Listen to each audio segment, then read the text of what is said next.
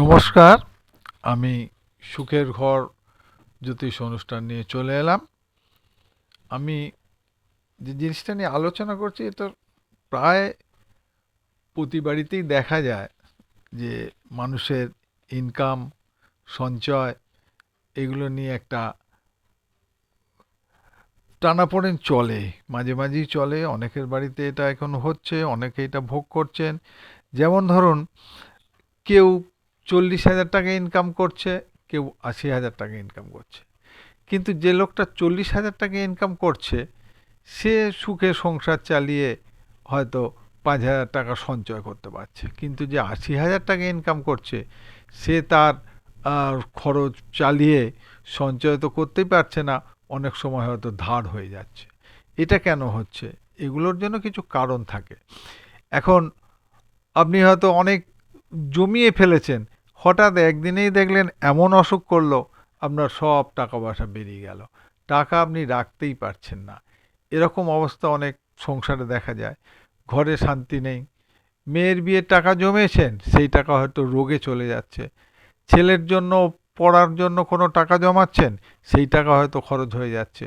এই নিয়ে বাড়িতে অশান্তি অনেক সময় লেগে থাকে। আপনারও মন খিটখিটে থাকে, আপনি ভাবছেন পাশের বাড়ির লোক অনেক কম ইনকাম করছে কিন্তু তো শান্তিতে রয়েছে, কিন্তু আমি শান্তিতে থাকতে পারছি না।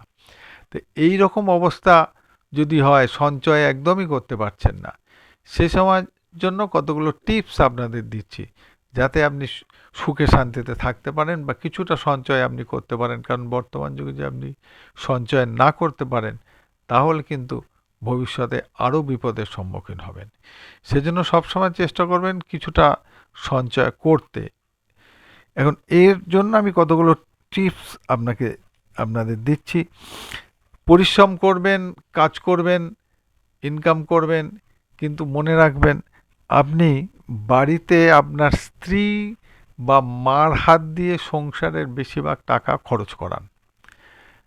বাড়ির মহিলারা যদি সংসারের খরচটা তাদের হাত দিয়ে করেন, আপনারই ইনকাম তাদের হাত দিয়ে যদি করান, বাড়ির মা বা স্ত্রীর, তাহলে দেখবেন আপনার ঘরে কিন্তু লক্ষ্মী বিরাজ করবে।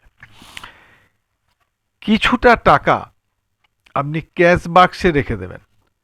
কিছু টাকা সবসময় যেন ক্যাশ বাক্সে, কম টাকা হলেও একটা ক্যাশ বাক্স বা একটা আলমারি কোনো সময় ফাঁকা করবেন না। কিছুটা টাকা অন্তত আপনি সেই ক্যাশ বাক্সে রেখে দেবেন।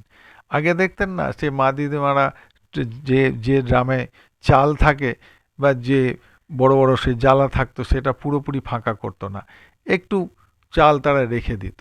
সেরকম কখনোই আপনি আপনার টাকার বাক্স বা আপনি আলমারিতে যেখানে টাকা রাখেন পুরোপুরি ফাঁকা করবেন না।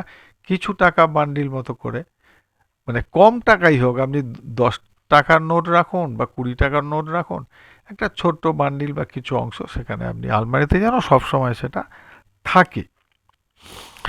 আর একটা চেষ্টা করবেন, মঙ্গলবার অথবা শনিবার কোনো বড় রকমের লেনদেন করবেন না।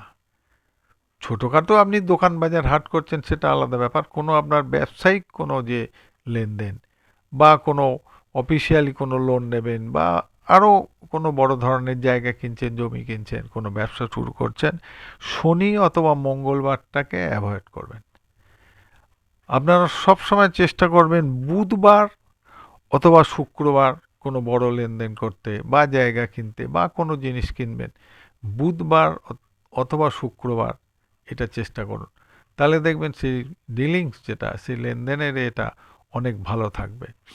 যদি কোনো আপনি লোন নেন, আপনি একটা মঙ্গলবার লোন নিন, দেখবেন আপনি তখন মনে করবেন লোনটা আপনারই টাকা এবং আপনি যথেচ্ছভাবে খরচ করতে শুরু করবেন, কিন্তু লোনটা তো আপনার টাকা না, আপনি ব্যবসার লোন নিলেন ব্যবসাটা যাতে আরও বাড়ে, কিন্তু আপনি কি করছেন, সেই টাকাটা নিয়ে আপনার টাকা ভেবে খরচ করে দেবেন, সেইটা আপনার একটা দেনা হয়ে যাবে, সেই লোনটা আর একটা লোনকে ইনভাইট করবে।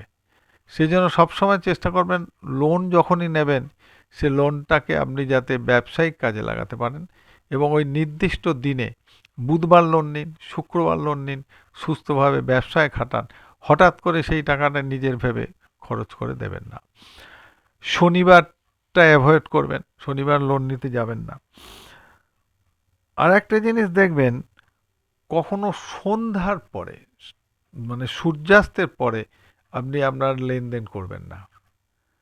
কোনো লেনদেন, কোনো ব্যবসায়িক লেনদেন, কোনো লোন কারোর কাছে সন্ধ্যার পরে নেবেন না, বা আপনি লোন পরিশোধও করবেন না সন্ধ্যার পরে।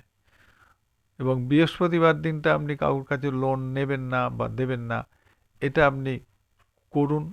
দেখুন, অনেকটা আপনার উন্নতি হবে। সূর্য অস্ত যাওয়ার পরে টাকা আপনি যদি কারোর কাছে ধার নেন, দেখবেন সেই টাকা শোধ দিতে আপনার অনেক সময় যাচ্ছে।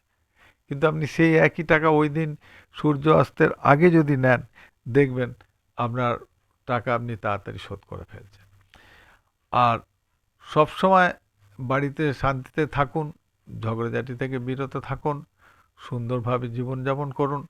এবং আপনি যদি ঈশ্বরের প্রতি ভক্তি রাখেন, তাহলে দেখবেন আপনার লোন আস্তে আস্তে শোধ হচ্ছে, অসুখ বিসুখ থেকে আপনি মুক্তি পাচ্ছেন। নিশ্চয়ই আপনি কিছুটা সঞ্চয় করতে পারবেন। আর যে টিপসগুলো দিলাম ওইগুলো মেনে চলুন, অবশ্যই আপনার উন্নতি হবে। আপনি সঞ্চয় করবেন, সুখে শান্তিতে থাকবেন। নমস্কার, সবাইকে ভালোবাসা, আন্তরিক ধন্যবাদ জানাই।